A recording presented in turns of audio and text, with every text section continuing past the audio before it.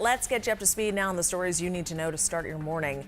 Today, the county official accused of running an international adoption scheme has another court date. Maricopa County Assessor Paul Peterson was charged last week with 62 felonies in 3 states connected to an alleged baby trafficking business.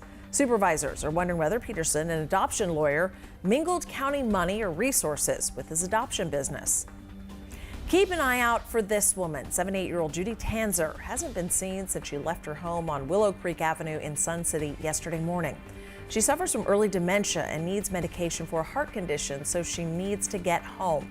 She may be driving a 2010 blue-green Honda CR-V.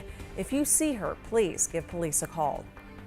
A West Valley couple was arrested after smoking fentanyl while their daughter was sitting in the backseat of their car.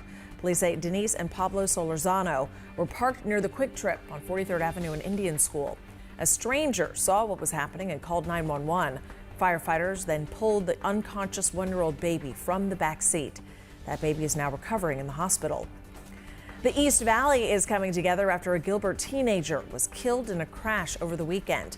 Brody Larson was hit and killed when he tried to make a left turn near Sabota Street and Queen Creek Road. Last night, the community held a vigil to remember Bodie.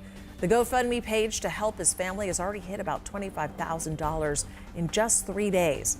Bodie's dad is the athletic director and a coach at Highland High School. You're now up to speed. Don't forget, you can always find the latest news on our website, 12news.com, or the free 12 News app.